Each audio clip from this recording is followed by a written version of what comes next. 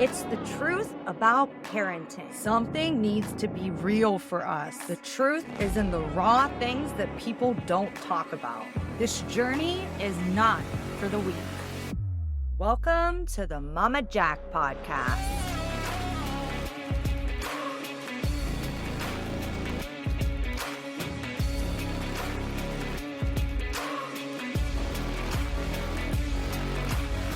Hi, everybody. Welcome to the Mama Jack podcast. I have again with me my mother, the mama of the Mama Jack. Today, we are going to talk about her history of illness and being a mother through all of that. I've actually shadowed a thing or two as well, so we'll have conversations around that too. So welcome back, Mom. Thank you for having me back. We're going to talk about the whole history, okay? Yeah. From what I remember, because this is a part of my journey as well, right? And I want to see it from your side because everybody's kind of heard it from my side on the podcast, and you were parenting through all of this. So that's a whole other aspect to this. Now, we can relate to the first thing I'm going to talk about 100%. Which was your mental breakdown when I was around 7 years old. Maybe a little bit older than that. Maybe you're right, yeah. Yeah, I was in first grade. What happened with that whole process with you? What led up to it? What was, it was definitely having children. It was postpartum that they didn't recognize way back then. Yeah. Like definitely. All those years later, just the overwhelm, the overstimulation, not having time for yourself. And we all know back in the 80s, 90s, that wasn't even a thing. No. Like, women did not get time for themselves. Like, I mean, no.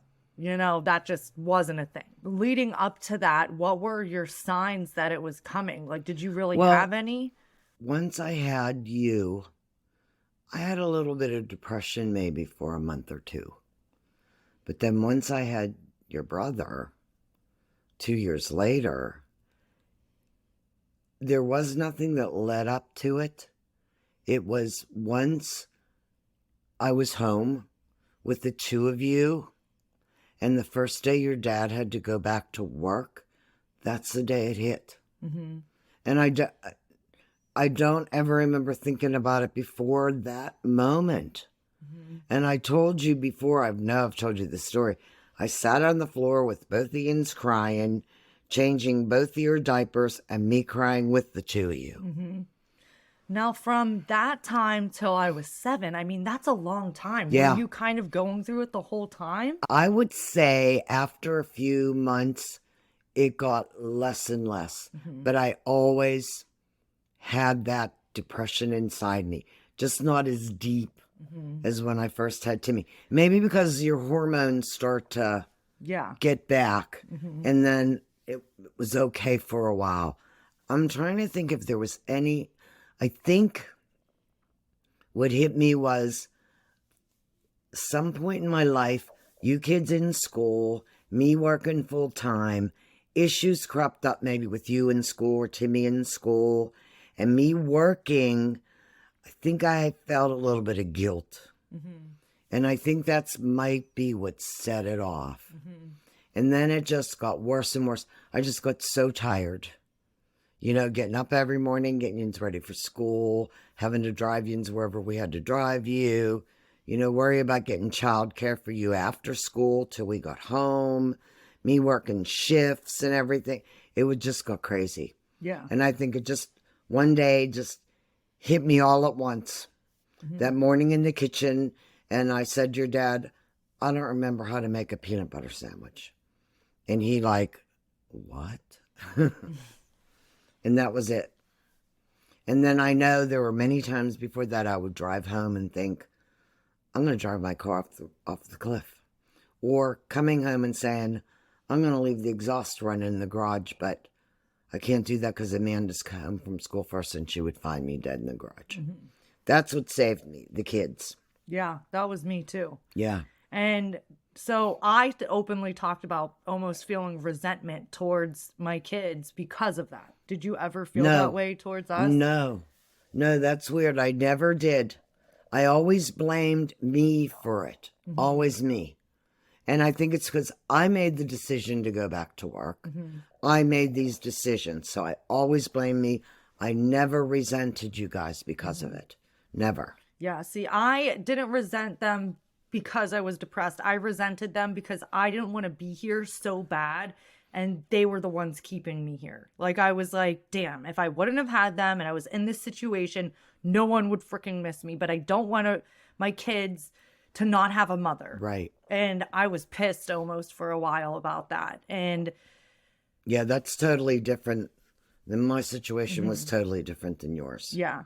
So you made the decision to not go into a hospital. You went to a I hospital. went to a hospital because it got so bad. I was seeing a psychologist, was not helping at all. Hmm. Yeah, maybe they taught me how to breathe through a panic attack or something, but it really wasn't helping. I got desperate and called them up and said, I'm going to kill myself. So you better decide something. And immediately that night they said, meet this doctor at the hospital. And me and your dad met with him, and I said, you're my last chance, or I'm done with this world. And he looked at me and said, no, I'm your first chance. Hmm. And then he looked at your dad and said, should we keep her here? And your dad said, no, I think we can handle her at home. Hmm. And then we went home and I started my meds. And within 1 week, I told him, oh my God, the cloud has lifted from above my head. Hmm. I felt so good. I couldn't sleep. It went on for a couple of weeks before he said, no, we got to give you something to sleep. You have to sleep. Hmm. But totally changed. Yeah. And then I knew it was chemical. I had to believe in these drugs. I Yeah. had to, because talking about it was not resolving anything. Yeah. No, I agree. I agree. Because, I mean, I think there's a certain point that you can help yourself, right?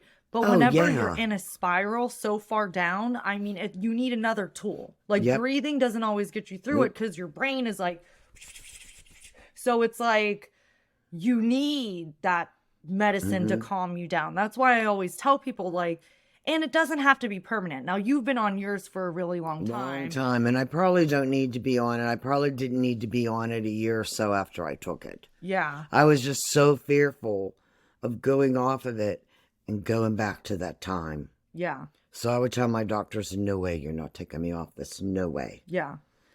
Now, do you think that that situation afterwards kind of carried on in your life at all? Like, did you have any moments where maybe you were feeling a little depressed and you got scared that you were going Oh, to go yeah. back into that? Oh, yeah. But you know what? Then I realized when these depressed times come, they're normal depressions. Yeah. What you should be depressed about, losing my dad, Yeah. you know, whatever. They weren't like that at all. And that again reiterated the chemical imbalances. Yeah. It's when I again believed in the medications. Mhm. And, oh, definitely. Okay. So, But I've never gone back to that. yeah. In my whole life, I have never gone back to that. Yeah. Well, that's great. That's hopeful for me too. Yeah, I've never gone back. So, let's go down the road a couple years. I'm 12 years old. Now, I'm going to tell you what I remember. Okay. And you tell me what you remember. Okay. I remember I was playing outside with friends, and all of a sudden, you were getting carried out of the house in a chair. Oh, yeah. And I remember smiling at you, and you didn't smile back. And I was like, oh my God, what is going on? And nobody really explained much. Like, I think maybe somebody said you had had a stroke, but I was also young, so I didn't expect like a whole explanation at that time. What happened in that situation? Oh, boy. I knew I was having a stroke because my mom had two and passed away from the second one. So I knew the symptoms. I knew what was going on. That's what was going through my head at the time. You got to remember, my mom had her first stroke when I was 8. Mm-hmm. And then died from her next one when I was 19. So my whole life up to then, I feared having that stroke in my 40s. And what was I? 42, having a stroke. So that just panicked me even more. And another thing, I remember going to the hospital and then putting me in a room and nobody was in there with me. And I'm thinking, I thought when you had a stroke, they had to give you something right away, dissolve. I think they screwed up. I really do. Because then it was maybe an hour later, the doctor came in and said, oh yeah, I think maybe you did have a stroke. Oh yeah, you didn't know that. I had to go to the bathroom. They said, okay, here, come on, get up and go. I couldn't even walk. I looked in the mirror and saw my mouth was. Yeah. They didn't notice that. They did not notice that. Oh my God. Oh yeah. So you were lucky that that it didn't go any further than it did. Yeah. My God. Yep. That is scary. Yep. That was what they did in those days. They just, because I was so young, they thought, oh, she's not having a stroke. Then I have to remember my mom had one in her 40s. It was nuts. They didn't believe it. Even the EMTs that came said, oh, you're probably having an allergic reaction to something. And I was like, listen, I know what it's like to have a stroke. I know a lot about strokes, and that is not an allergic reaction to something. Yeah, that was crazy. Were you able to think in those moments and just not speak? Because you have to remember, it was a TIA, which is the whatever, transient something. It wasn't an actual hit you stroke, you're going to be paralyzed. You can't remember, you can't speak, you can't do anything. It's temporary. So I'm going to say within 2 hours of being in the hospital, I was starting to get feeling back in my arm and my leg. My mind was clearer. I could talk better, but again, I walked into the bathroom to look in the mirror and I still had the droopy mouth and everything for about a week or so. Yeah. But no, it passed, and I know they gave me blood thinners and stuff. And then they did the MRI and said, yeah, we could see the little clot that was hit this part of your brain. So having kids at home, I don't really remember what your healing process was. I don't think it was a lot at all. Yeah. Yeah, once, I think I was in the hospital for less than a week. Once they did the MRI, and they sent me home with, they sent me home with cholesterol medication because it was very high. That's when they found it was very high. And that's what they blamed it on. And I don't think I was home for a week or so before I was finally back to work. Wow. Yeah, it was nothing. So, and you didn't have any post-traumatic stress from that because your mom died in the No, blood? because at that point I was on the antidepressants already. Yeah. So that kind of settled that thought down, especially that I knew wasn't as bad as my mom's. Because when I was 8, she was completely paralyzed on her left side. So no, it didn't. That really didn't. Yeah. And when you found out it was a stroke or you were on your way to the hospital, what was going through your mind whenever people were saying that type of stuff? And do you remember me smiling at you? No. I remember Ian's being in the yard. Yeah, I remember Ian's were outside. And actually, I thought you guys waved on the ambulance, We did. too. We did. Because that was when our house numbers were all messed up and they couldn't find the house. They thought we were just waving. Yeah. And I was like, no, because somebody said they had called 911. I don't remember if it was it just you and Dad in here or was somebody here visiting? I think Amanda might have been here, too, inside. She wasn't outside with you guys. Yeah. You and Jimmy were outside. I feel like there was a friend there, There too. could have been. Yeah. I can't remember who it was, but there could have been. And at this point, after the mental breakdown, and honestly, I don't blame you guys for any of this, but I feel like that whole situation wasn't explained to me the way it was. I never took it seriously. It's not that I didn't take it seriously. Yeah, I understand. I never thought it was serious because the first thing that happened, that was really traumatic for me because what happened in school. I stopped wanting to go to school. I wanted to be with you. Yeah. And I think that whole situation kind of changed my brain a little bit when it came to anything with you. Do you remember having a talk with us at all about either of those situations? Not at all. No, I definitely didn't. Yeah. That was my fault. I definitely did not. Was it like even a thought in your No. mind after either? No, I don't think so. I don't even know No. if Dad talked to us about it. Cuz I feel like I remember. Dad, I think, was even confused about it, but no, I don't think he did either. Because his family really didn't talk about things either, so So that's just the way he that's was probably conditioned. the way he was. Yeah. Okay. So we're going to fast forward a couple years later. Yeah. Literally like 3 years later. Yeah. And you found out it was stage 3 ductal carcinoma. Yeah. Stage 3A, Okay. which was atypical breast cancer, which most women get. Yeah. And I have recently found out that I have like the precursor to ductal carcinoma. Like there is nothing metastasized in me at all, but they're checking me every 6 months because I am high risk because of my mother having it. So this is something that I am also like not dealing with. Obviously, I don't have it, but it's always in the back of my mind because of you. Well, it So has to be, yeah. first, let's talk about your experience through When I all first of that. found out, I remember getting a mammogram and them saying it's fine. Then about 6 weeks later, I was doing a self-exam and I thought I felt a lump. So I called my gynecologist and made an appointment and showed it to him, and he said, yeah, but it's very small. Let's just wait a little while. And I looked at him and said, because I just had the mammogram, and I said, no, I don't think I want to wait a little while. So he said, okay, we'll send you back up for a mammogram and an ultrasound. So I said, okay. So I can remember going up there and getting it done. And it was when I had the mammogram. They called me in a room and they showed me the one they had done maybe 2 months before that. And the one they just did. And said, do you see this? This was not in this picture. There is something there.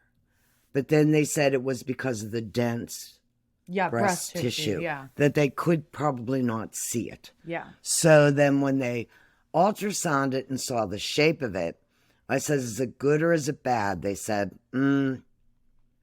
most cancers are not round, and this is not round. So right away, they pretty much are telling me it's cancer. But they weren't going to give me that conclusion till it was biopsied. Yeah. And then I don't really remember getting it biopsied, even though I know I did. But I remember going to my gynecologist and him with your dad and him saying, yes, it's breast cancer. And you're probably going to have surgery, maybe chemo, maybe radiation. But I can remember when I left the mammogram and the ultrasound, them saying that it probably is cancer, sat in my car and cried. For 20 minutes, I had to refrain myself. I had to calm down before I could drive home. Then I do remember coming home and laying it on your sister, saying, oh my God, Amanda, I have breast cancer. And that's when I think I traumatized her. I believe that's when it changed her whole mental outlook on life. But I didn't have a bad experience with the hospital or nothing with that. They were all so good. Like, I had heard horror stories from other women. Oh, I hated them. I hated this. They treated me. They treated me like gold. They were so good with my surgery. The oncologist, well, that's why I'm back to that oncologist. He was wonderful. You know, he looked at me and your dad and said, if we cure this, what do you want out of your life? And I said, I want to be able to see my grandchildren someday. And he said, I guarantee you will. And did the chemo and the radiation, and 21 years it was gone. Yeah. Yeah. And how did that feel going through all of that with us in the house? Because that's a lot to do. It was a lot. Having a stroke, having a mental breakdown without kids is a lot. So, like, when we're spinning around and doing all of our things, like, were there And bad then I times? still worked. Yeah, I remember that. I still worked full time. Were there bad days where you Oh, honestly yeah. just wanted to be left alone Yes. and But your didn't. dad knew that. Uh-huh. Your dad was a godsend because he knew that he took care of everything. He took care of you guys. Mm-hmm. He would pitch in every way he possibly could. Mm-hmm. I couldn't have picked a better person to be with the rest of my life. Mm-hmm. That, if I had things to change in my life, he would not be one thing I would change. I would not change him. Mm-hmm. But yeah, he was a big help. Definitely. And again, I was exhausted. I was sick. You know, the chemo made me sick. It gave me the bone pains. But, I mean, I was still young, I guess, in my 40s. Yeah. And I was going to fight it. It wasn't taking me down. Yeah. So how did you feel about telling us? Because you had already gone that through was a mental scary. breakdown, a stroke, and now there's Yeah, this to that tell was us. scary telling you guys. And I know it hit you guys because I still remember Timmy telling me they were going to do a concert at his school in chorus and dedicate it to me having breast cancer. Yeah, that hit you guys, and that hit me more than having the stroke with you guys. Was this cancer I know was going to affect you guys the rest of your lives.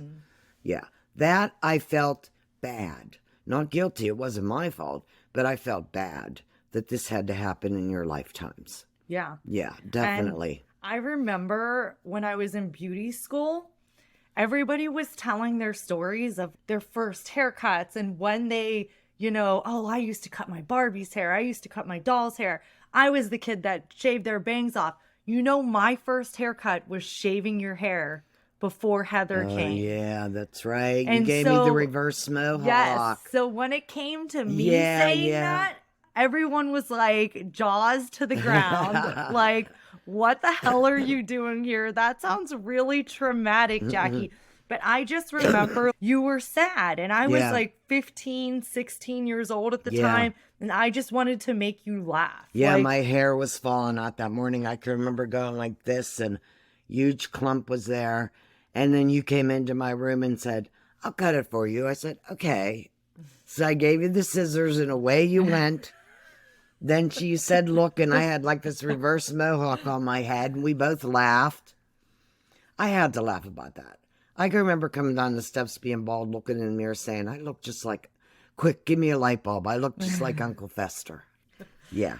Yeah, but I always thought it was so cute. I don't know. I thought it was so cute. And I don't think I really understood the pain that you were going through, to I be tried honest to with I you. tried to hide it. I definitely hid it. Your dad saw it. When Yins would be in bed at night and I'd be up there moaning in pain, your dad would come up and listen to me complain, make me something to eat, do whatever he had to do. Yeah, he was a godsend. Yeah, it was tough, but I tried to hide it from you guys. And I knew I had to keep my spirits up. That's what was going to get me through it. And anytime I went to a doctor's visit and they'd look at me and say, the way you're acting now is what's going to get you through this. And they still tell me that today. Yeah. They do. Okay. You have to stay positive. I don't care how hard it is, have to stay positive. So we'll be coming back to this, believe it or not. But there's a couple more things that happened in between. Yes, I said it, everybody. A couple more things that happened in between. This Yeah. woman has been through a lot of shit. The doctors even say, oh my God, I am so sorry with all the stuff you have been through. So, my graduation night, you went to the hospital. Oh yeah. What was that? They claimed that this happens to some people, that I had pinched off one of my arteries and it would make you feel like you're passing out. Yeah. Okay. I don't believe that. Yeah. I actually believe today it was the start of the aneurysm happening. Yeah. Because it was the aortic valve that comes through your stomach, and that's where my aneurysm was. And that's what I believe would happen that night. Okay. So then we go a couple more years. I was like 21 years old, maybe. Yeah. No. 22, You were 21. already in LA. I was in LA because I got a flight home from a family friend. That was your aneurysm, correct? That was the small intestine, the tumor they found on my small intestine. Okay. Because remember, I was in Shadyside.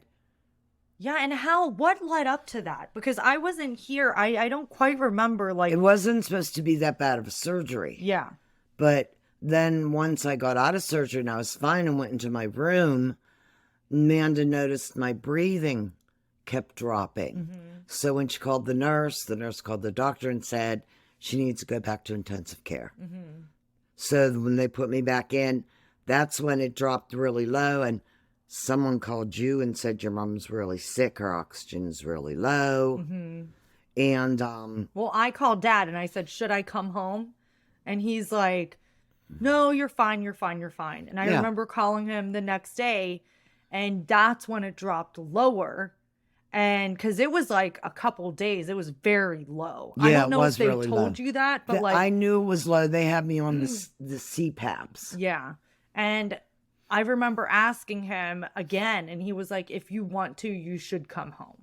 So I flew the F home. Yeah, as well, quick as like that day. That was when your cousin told you, oh my God, you know, it's so low she's going to die. That's only because when her mother died, her oxygen kept dropping. Yeah. So she thought with mine dropping, that was going to happen to me too. Unbeknownst to her, during that night when you were flying home, my oxygen started to climb. Yeah. So they were more worried about organ failure. Yeah. Because he told me the fluid in your lungs, it could be drained. We could, I'm worried about your kidneys failing or something like that. Yeah. Which didn't happen. Okay. The next morning when you came, they were actually thinking about putting me back in a room. Okay. And that was that the wound vac or no? Mm-mm. Okay. So then you had your aneurysm. Yeah, which was a quick surgery. I was like 25. Yeah, I only was maybe? there overnight and they let me go home the next morning. Yeah. And then The hernia that pinched off the small intestines. Yeah. and you kept getting really sick. Really bad pains. Horrific. Took me to the emergency room twice. The second time I went, 3 times because I went for your wedding too. Yeah. And second time I went at home, they were going to do the CT scans with the dye, which is what I needed. But since I was allergic to that dye and I had to take steroids and stuff first, the people in radiology said, no, we won't give her one because she has to take these a day before. And they sent me home. And it was shortly after that I got really sick, throwing up and whatever. And Dad said, you need to go to the hospital. And I went. And that's when they finally did the CT scan and said, oh my God. And that was your stint of when you would get like the redness and everything, right? That was when that started? Or was that afterwards? That would have been, oh, you mean with the cancer from the breast cancer? Yeah. Oh no, that was happening way before this. Okay. That started a couple years after my surgery. Okay. So that happened where every time you would get sick or you would just I'd have run a really random high sickness. fever. Yeah. Yeah, and where I had been radiated would turn red and burnt. And then today they don't say they did have that happen with other women. It was the radiation they gave back then was too intense. So my wedding was it? I think it was 2 nights before the wedding. nights we were before the at wedding. the hospital. What was going through your mind then? Who were you like? Well, I figured, what the hell? I figured they would send me home because I had been to the emergency room here at home for the same reason. And after the pains stop, and then I may not have them ever again.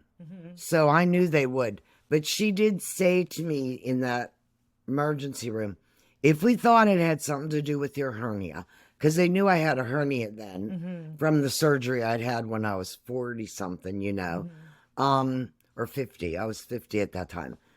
If we thought something was being pinched off, we'd have you up and getting a CT right now. But we think it's fine. It feels fine when we push on it and everything.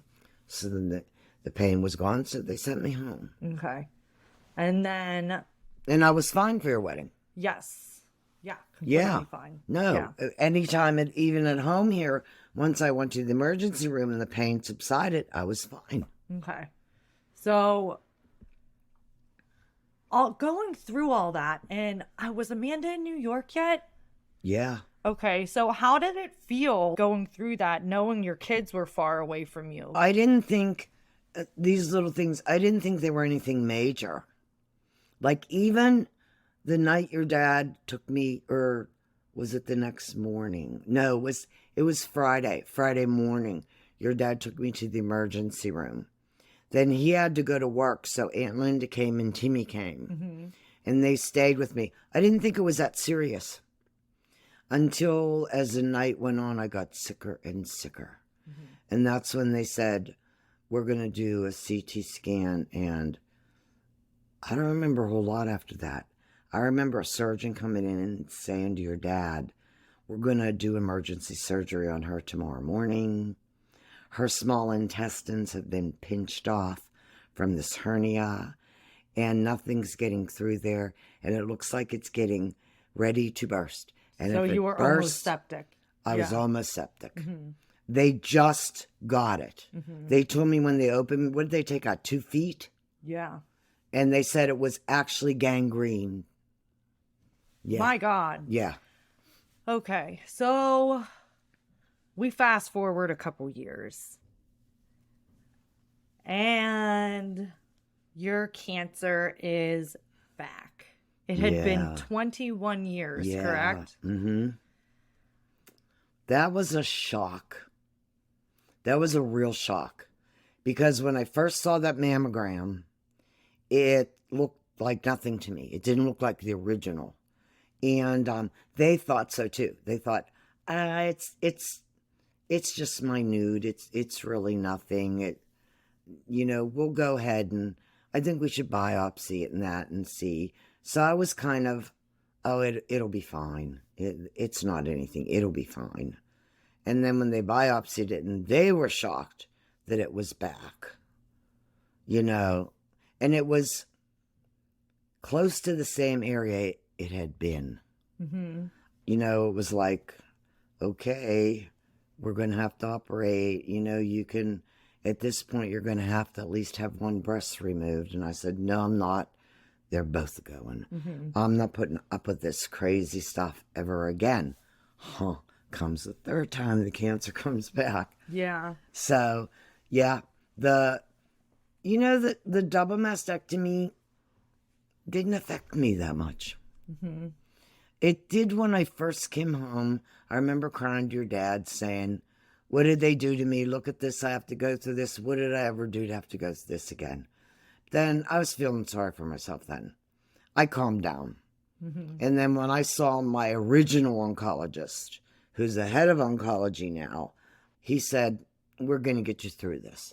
It has not spread. I only to the one lymph node in the right arm. And there's a new kind of chemo. It's not as bad. You don't have to sit here for 4 hours. Yours will take 20 minutes, and it works really good. So, did the chemo again. Went to the radiation again. Everything was good. And you had your daughter and your grandson living with you. Yes. How did that feel going through all that? Oh, that wasn't a bother at all. That kept me going. Yeah. Even now, going through treatment with you guys here, I wouldn't be here talking like this. I'd be sitting on the couch, moaning and just being tired and disgusted.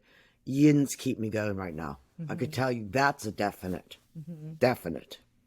Yeah. And then after the first round or the second round, Harlow was brewing. And then you finished your treatments, and then Harlow came, and then you were good for, was it almost 2 years? Yeah. Almost 2 years. Yeah. And now it's back again. Yeah. It is Not the original, all started in my left side. But with this, when I had the double mastectomy, they found some in the first lymph node, which they removed. Now they found some in a mammary gland, which was very close to that first lymph node. Now, I thought they took all that out when they gave a double I thought they mastectomy. did too. But what they don't do, they don't take a bunch of pads, the lymph nodes out, because they don't want you to get the lymphedema in your arm and Yeah. all that hurt and problems and swelling. So she only took the first pad out of my arm. Where my right arm, they took 2 pads out. I still have a little bit of lymph nodes in there.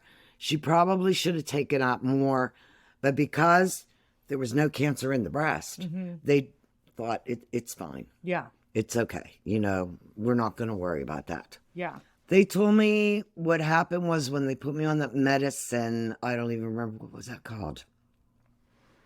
You know, the stuff they give you after breast cancer. I was on it for like 8 years with the first one. Tamoxifen? No, Arimidex. Okay. Didn't work. He said, that's what happened. He said, some women at your age, the Arimidex, it's supposed to even kilter your hormones and stuff, your estrogen, didn't work. So it's just stop taking it, throw it away. It's not working. Okay. And that's what I'm on now, which is a combination of drugs that does work Yeah. for me. And that's the shot and the Ibrance.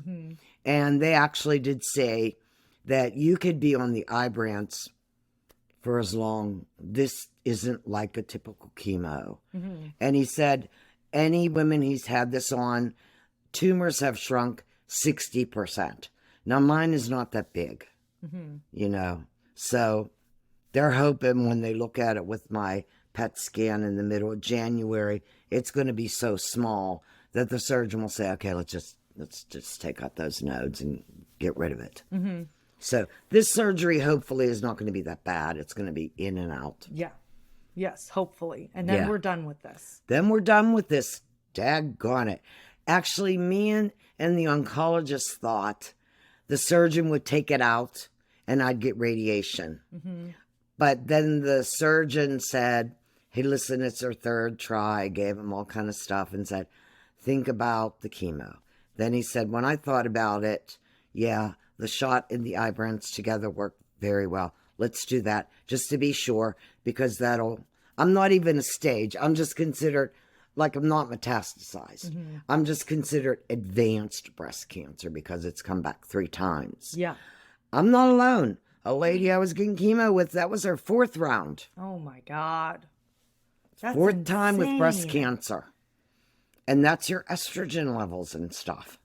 So Well, I feel confident. I do. I feel confident with this. so where does that come from? Because this is your 3rd round. I don't know. I don't know. This is not like me, Jackie. To me, I always thought, well, hence my name, Debbie Downer. I thought I was always a downer. But I can remember telling my girlfriend when she had Hodgkin's, you know, non-Hodgkin's lymphoma, I don't know how you do it. Because if I ever had cancer, I couldn't do it. And then here I am. Yeah. Like boom, boom, again, again, I again, don't again, know. again. I have wished I had an explanation for that. Yeah. I think my mom and dad are watching me and they're doing something to make me make it through this like this. I do. Because I don't know where I get this. Yeah. I would think I would say, nope, done completely. And there are days I feel like that.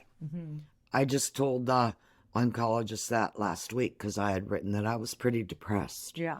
But again, I mean, it's Christmas. You get let down. Christmas, you prepare, then it's gone in a day. So, Yeah. of course, you get a little. And I said, I think that's what it is. But my grandkids are coming. I'll be fine.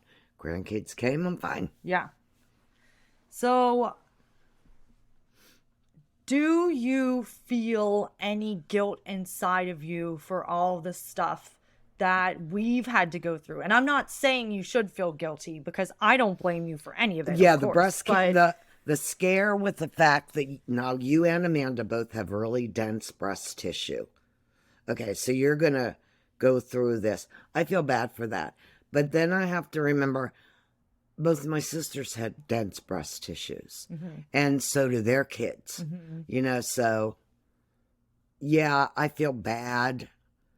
The other illnesses, no, I brought them on myself. Yeah. As far as I'm concerned, that's something I did. You guys won't repeat what I do because I did something different. But no, I honestly don't think you or Amanda are going to have any problem with the breast cancer because it's so advanced now. Yeah, they watch And me they watch very it closely. Yes, definitely. When they know you have a history, they are right on that stuff. Yeah, they told me that pretty much. And they told your sister that too. Yeah. So they were like, we'll probably catch it at a 0 or a 1, and that's even going to be rare to be at a 1 at this point every 6 months. When I had a mental breakdown, we're going to go back. How did that make you feel knowing that you had Oh, terrible. Terrible. And being that we kind of had a history, like my sisters or my nieces or whatever had depression and stuff, terrible. I felt like that was my fault. That somewhere I screwed up. I was a bad mother. I did something wrong. Terrible. So that's why I raced down to you. No matter what Amanda said and blah, blah, blah, whatever, I raced down to you because I felt like I caused this. You needed me and I needed to be there. Yeah. That's it, period. What was going through your head like the week before when it was all happening? Because I know Casey was I was terrified. I was terrified because I know how deep and terrible that could be. So I was terrified. I was already getting my bags packed. Yeah. Seriously. Even if you didn't ask me or Casey didn't ask me, I'd have still been there. Yeah, definitely. Yeah. So to see me like that, were you having any flashbacks of what you went through? Yeah. Yeah, I definitely was having some flashbacks with that. It wasn't easy to see that. I probably actually cried a couple times when I was there and you didn't even know it. But yeah, I did. I knew you could get through it though. I knew you knew how. So it gave me a little bit of hope as days went on. I could see you picking yourself up a little bit more and just tiny baby steps, but that's all you needed to start. Yeah. So yeah, I knew we'd get there.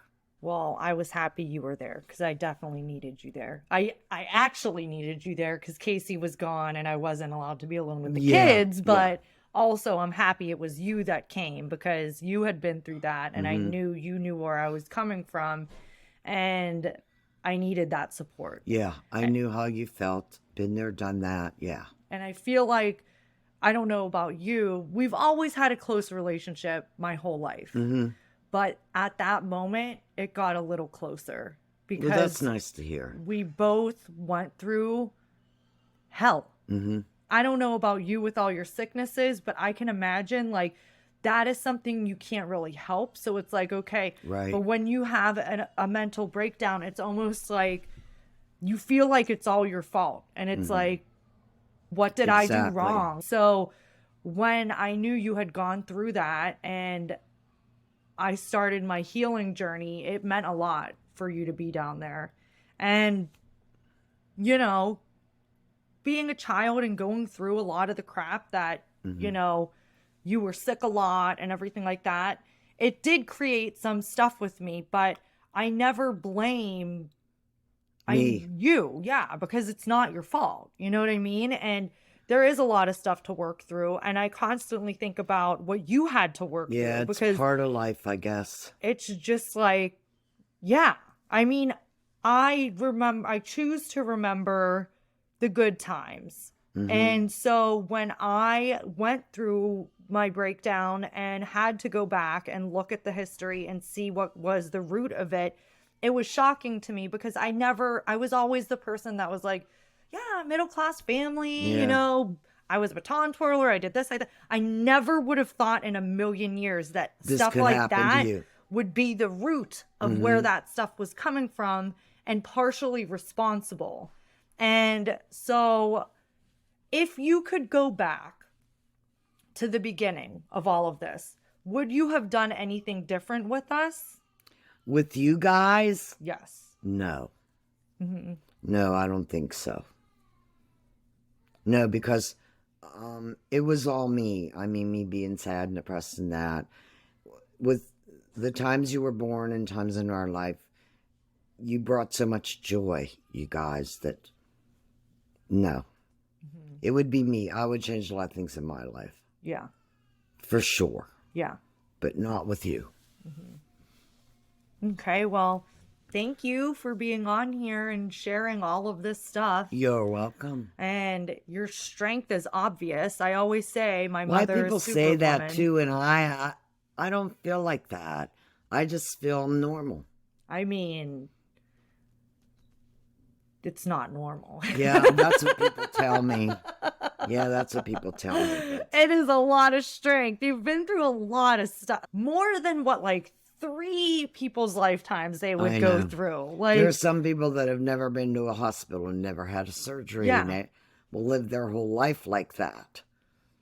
Yeah, it sucks to be me sometimes. I but- mean, and I try to help you with feeling better. Yeah, I know you do. And, you know, doing all Yeah. of those things. Yeah, like- all you kids do. Yeah. And it always, they say, I actually saw something on the internet the other day, and it was like millennials, parents to their kids, themselves, and their parents. Mhm. Because, like, the way we grew up, like, there wasn't a lot of, like my kids are in all sorts of therapies and stuff. That shit didn't really exist whenever we were younger. Like, Right. you didn't do that with your kids. You know what I mean? They just did it. You know, they just went through the shit, and you guys had to work. So we were all kind of latchkey kids, and it wasn't like, it was so different. So I feel like there's a lot of people out there that might feel, you know, a resentment towards their parents. I'm here to say, like, investigate that, because you shouldn't. If they were working and none of it, you know, they were doing what was best for you. And I know that's the way you were thinking, right? Yeah. Like, and I never resented my mother for Yeah, working. it was if I worked, you guys could get more, and of course I want better for you than I had. And I had it pretty good. So I knew I had to work hard to make it better for you guys. Yeah, and I mean, and we all tailor to, you know, what we want, you know, like I'm at home with my kids. I want to stay at home with my kids as much as I can until I can't anymore. And I'm hoping that that can, you know, my podcast can be something, and that's the way I get to stay home with my kids, is I control my own company again. But like, it just from your child, I don't think any of us resent you working, dad working, anything that happened. It was a lot to go through. I'm through it. You know, I think maybe you have one child that might need to work on it a little bit more. Yeah, for sure. But other than that, it's like, you are Superwoman, and you've been through a ton. Well, thanks, and you're because like, I don't think of myself as that. it's like Iron Woman. There's an Iron Man, but you're like Iron Woman, because all this shit just kept getting thrown at you, and you kept just like pushing it away and pushing it away and pushing it away. And it's very inspirational for a lot of people. Good. I'm glad to hear that. And you're almost, I hope I can help somebody. what, you're almost 70 now? I'm going to call you out. And you're still here after all this shit. Yeah, I know. Oh my God. Yins are stuck with me. I know. That's what we said. You're going to outlive all of us. So there's that. So thank you so much for being on here again. It's always a pleasure to have my mama with me. And thank you, everybody, for listening. Do you have any last things to say? No, I just hope maybe someone will listen to this and it might help them a little bit, that other people go through this stuff. Yeah. You're not alone. Yeah. Yeah. Well, thank you. Thank you for that. Welcome to the end of another episode of the Mama Jack Real Raw Parenting Podcast. I hope you enjoyed today's episode. Remember, parenting is a journey filled with ups and downs, and it's okay to make mistakes along the way. The Mama Jack Podcast is here to provide you with support, guidance, and real-life stories from fellow parents who are navigating the challenges of raising children. If you have any questions, topics you'd like me to cover, or stories you'd like to share, please reach out to me. I love hearing from my listeners and incorporating your experiences into future episodes. You can find me on Facebook, Instagram, TikTok, and Podpage, all under The Mama Jack, TheMamaJac. Thank you for tuning in. Remember, you're not alone in this journey, and together we can create a supportive community of real, raw parents. Stay tuned for more episodes filled with laughter, tears, and everything in between. Until next time, keep being the amazing parent that you are.